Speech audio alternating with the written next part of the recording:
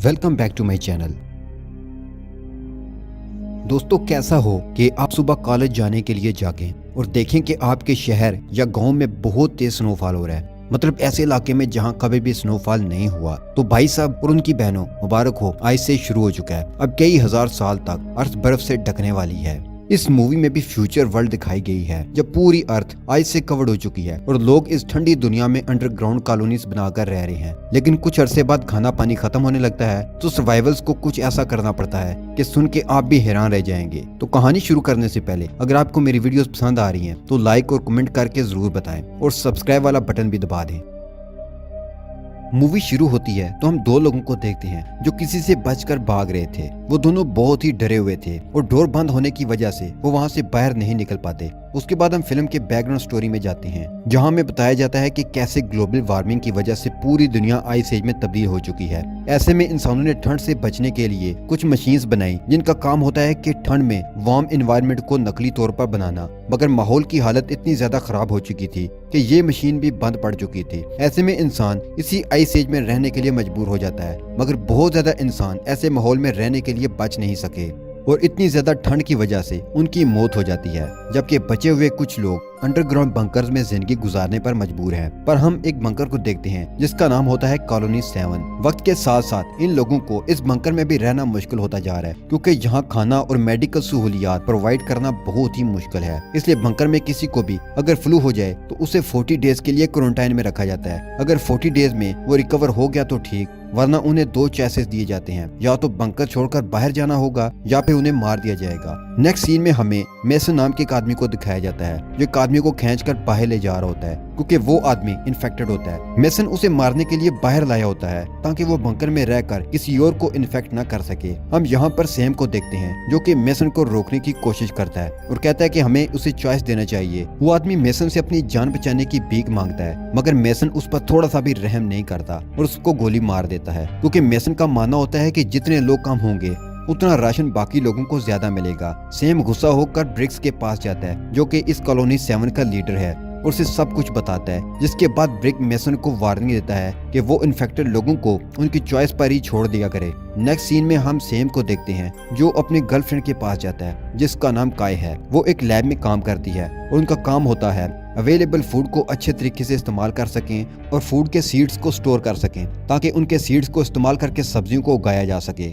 मगर इतनी ठंड की वजह से यहाँ पर गर्म माहौल इतनी मुश्किल से बनाया जा सकता है, इसलिए इन लोगों को बहुत मुश्किलों का सामना करना पड़ता है और ये ऐसे माहौल की तलाश कर रहे हैं जहाँ पर अपने फूड सीड्स को उगा सकें। एक दिन उन्हें रेडियो में एक अजीब सा सिग्नल मिलता है। दरअसल ये रेडियो सिग्नल कॉलोनी 5 से आ रहा था मगर सिग्नल ठीक से नहीं आ रहा था जिसकी वजह से ये लोग मैसेज को समझ नहीं पा रहे थे। ब्रिक्स एक मीटिंग रखता है और उसमें कहता है कि हमें कॉलोनी 5 में जाकर चेक करना होगा, शायद इन लोगों को कुछ मदद की जरूरत हो या फिर हमें कुछ मदद की चीजें मिल जाएं। सेम तो ब्रिक्स के साथ जाने के लिए तैयार था मगर उन्हें और लोगों की जरूरत थी। ब्रिक्स सभी से पूछता है क्या कोई हमारे साथ आना चाहता है। सभी लोगों को पता है कि बाहर जाने का मतलब है मरना, इसलिए कोई भी जाने के लिए रेडी नहीं होता। एक टीनेज लड़का जाने के लिए रेडी हो जाता है जिसका नाम ग्रेडोन है। जाने से पहले ब्रिक मेसन की जगह काय को लीडर बनाता है क्योंकि उसे मेसन पर जरा सा भी भरोसा नहीं था। फिर हम एक कपल को देखते हैं जिससे फ्लू था और वो मरने के डर से सभी से ये बात छुपा रहे थे मगर मीटिंग में वो औरत खांस देती है जिससे वहाँ सभी को पता चल जाता है कि वो फ्लू से इन्फेक्टेड है। जिसके बाद इन दोनों को क्वारंटाइन कर दिया जाता है। उसके बाद ब्रिक, सेम और ग्रेडोन अपने सफर पर निकलते हैं। ये लोग आहिस्ता आहिस्ता आगे बढ़ रहे होते हैं और दिखाया जाता है कि पूरा शहर बर्फ से ढक चुका होता है। इस हालत में लोगों का बचना तो मुश्किल था। तीनों को किसी न किसी तरह कॉलोनी 5 तक तो जाना था। उन्हें एक कमजोर पड़ा हुआ खतरनाक पुल सा भी गुजरना पड़ता है जिससे गुजरते वक्त ब्रिक मरते मरते बचता है। वहीं आगे उन्हें एक गाड़ी दिखती है। गाड़ी के पास एक आदमी की लाश होती है। गाड़ी के अंदर एक छोटा बच्चा और उसकी माँ जमी हुई थी। इन तीनों ने गन से खुद को गोली मारकर अपनी जान ली थी। शायद हालात का मुकाबला न कर पाने की वजह से उन्हें ऐसा करना सही लगा। ब्रिक्स उनके पास से गन उठाकर ग्रेडोन को दे देता है। दूर तक चलने के बाद उन्हें एक क्रैश हेलीकॉप्टर दिखता है। उसे देखकर लगता है कि शायद ये लोगों को रेस्क्यू करने के लिए निकला था मगर किसी वजह से ये तबाह हो गया। तीनों इस हेलीकॉप्टर में रात गुजारने का सोचते हैं।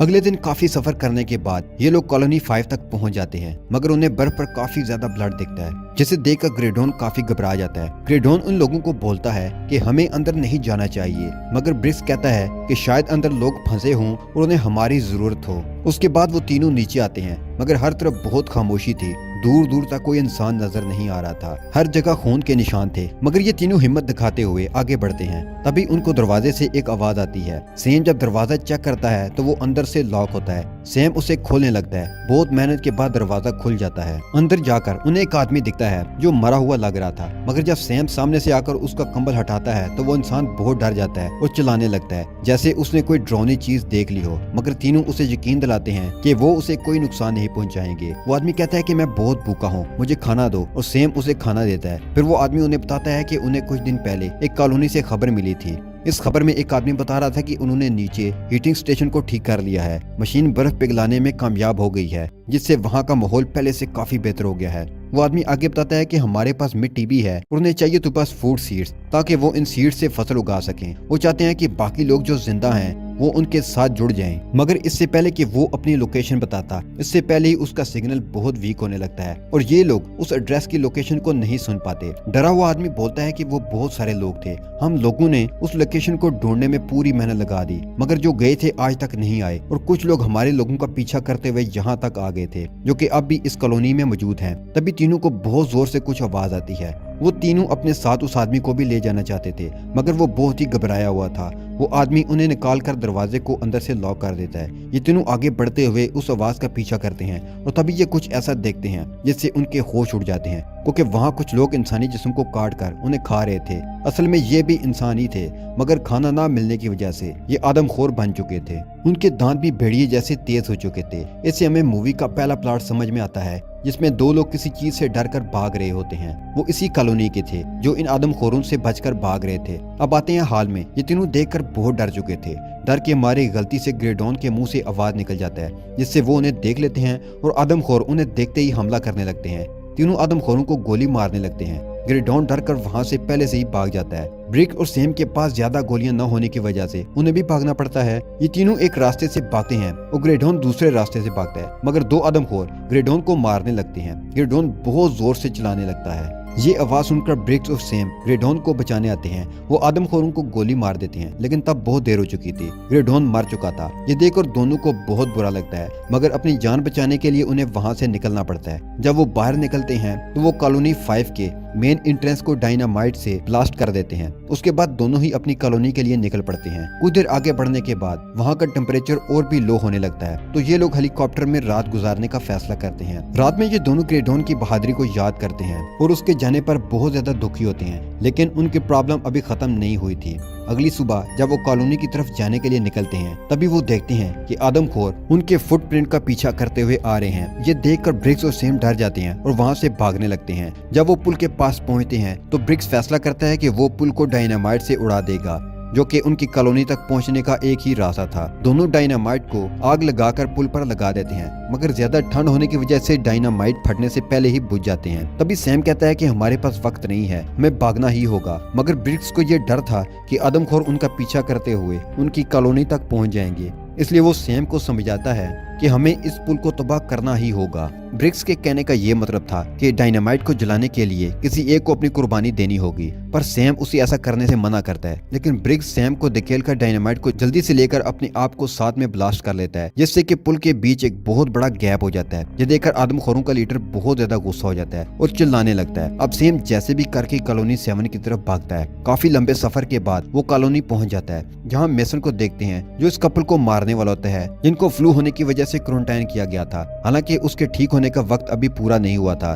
तभी वहाँ सैम की गर्लफ्रेंड काई आ जाती है और मेसन को रोकने की कोशिश करती है, लेकिन मेसन औरत को मार देता है। उस औरत का हस्बैंड वहाँ से भाग जाता है। सैम वहाँ जाता है, जो काफी थका हुआ होने की वजह से वहीं पर बेहोश हो जाता है। काई उसकी मदद करने के लिए उसके पास जाती है, पर पीछे से मेसन आकर काई को मारकर बेहोश कर देता है। जब सैम को होश आता है तो वो उसको ब्रिक्स की मौत का बताता है। ये सुनकर मेसन काई को लीडर से हटाकर खुद को ही लीडर बना लेता है। फिर सैम सबको आदमखोरों के बारे में बताता है, मगर मेसन को उसकी बातों पर यकीन नहीं आता। वो समझता है कि लंबा सफर करने के बाद उसका दिमाग खराब हो चुका है। मेसन सैम को हथकड़ी लगा देता है और उसकी चाबी अपनी जैकेट की जेब में रख लेता है। मेसन वहाँ से जाने लगता है, तभी एक बच्चा मेसन से टकराता है और चाबी को चुरा लेता है, और वो बच्चा उस चाबी को सैम को दे देता है। अपने आप को आजाद कराने के बाद सैम काई के पास जाकर उसे भी आजाद करता है और फिर सैम उस लोकेशन को ढूंढने की कोशिश करता है जहां लोग बर्फ पिघलाने में कामयाब हुए हैं। कुछ देर ढूंढने के बाद उन्हें वो लोकेशन भी मिल जाती है। स्क्रीन पर उन्हें दिखता है कि उस जगह पर गर्मी है, जिसके बाद जल्द ही कुछ सीड्स को जमा करके वहां से भागने लगते हैं, मगर बहुत देर हो चुकी थी क्योंकि आदमखोर उनकी कॉलोनी तक पहुंच चुके थे। जब मेसन सीसीटीवी कैमरा में देखता है तो उसे सैम पर भरोसा हो जाता है और वो सैम को आजाद करने का सोचता है, पर जब वो अपनी जैकेट में चाबी को नहीं पाता तो वो बहुत गुस्सा हो जाता है और सैम को ढूंढने लगता है। सैम और काई सीड्स चुरा कर भागने की तैयारी कर रहे थे, तभी वहाँ पर मेसन आ जाता है और सैम पर इल्जाम लगाने लगता है कि ये सब कुछ उसी की वजह से हुआ है, मगर उनके पास बहस का वक्त नहीं था। आदमखोर उन्हें चारों तरफ से घेर रहे थे और उसके बाद वो उन पर हमला करने लगते हैं। मेसन को एक आदमखोर मारने आता है, मगर सैम उसे बचा लेता है। सैम सबको वो जगह खाली करने का कहता है, मगर कुछ ही लोग अपनी कॉलोनी के लिए आदमखोरों से लड़ने का फैसला करते हैं। अब ये लोग लड़ते लड़ते आहिस्ता आहिस्ता इस कॉलोनी से बाहर निकलने के लिए आगे बढ़ते हैं। सैम सभी को एक वेंटिलेटर के रास्ते से बाहर की तरफ जाने के लिए कहता है। उनमें से एक सर्वाइवर आदमखोरों को रोकने के लिए वहीं रुक जाता है। आदमखोर दरवाजे को तोड़ते हुए अंदर घुस जाते हैं और वो सर्वाइवल सभी को बचाने के लिए गैस सिलेंडर पर गोली चलाता है, जिससे वहाँ पर बहुत भयानक धमाका होता है। सभी आदमखोर उस धमाके से मारे जाते हैं, मगर उनका लीडर बच जाता है और वो लीडर वेंटिलेटर में घुसकर सभी को मारने के लिए आगे बढ़ने लगता है। सैम लीडर को रोक लेता है और बाकी सब आगे बढ़ जाते हैं और कॉलोनी से बाहर निकल जाते हैं। सैम और लीडर में फाइट होती है, मगर सैम लीडर के सामने बहुत कमजोर पड़ता है और ऐसा लगता है कि सैम मारा जाएगा, मगर सैम के हाथ एक रॉड लगता है और वो इस रॉड से लीडर को लगातार मारता जाता है। सैम को लगता है कि लीडर मर गया तो वो वहां से जाने लगता है। अचानक लीडर सैम के पांव पकड़ लेता है और उसे गिराने की कोशिश करता है। सैम एक चाकू लेकर उसके सर पर वार करता है और उसके सर के 2 हिस्से कर देता है और लीडर भी मारा जाता है और सैम सभी आदमखोरों को आग में जलते हुए देखता है। दूसरी तरफ सभी सर्वाइवल कॉलोनी से बाहर निकल चुके थे। काई को लगता है कि सैम भी मारा जा चुका है और वो बहुत दुखी हो जाती है। उस वक्त सैम कॉलोनी से बाहर निकलता है। काई उसे देखकर बहुत खुश हो जाती है। सभी सोचते हैं कि अब उनका जानलेवा ठंड में इस अनजान कॉलोनी को तलाश करना सही रहेगा या नहीं, लेकिन सैम सभी को समझाता है कि अब हम सब का बचने का वो सिर्फ एक ही रास्ता है कि हम उस कॉलोनी तक पहुंच जाएं। जिसके बाद सभी उस वार्म कॉलोनी की तलाश में निकल पड़ते हैं और यहीं पर यह मूवी खत्म हो जाती है।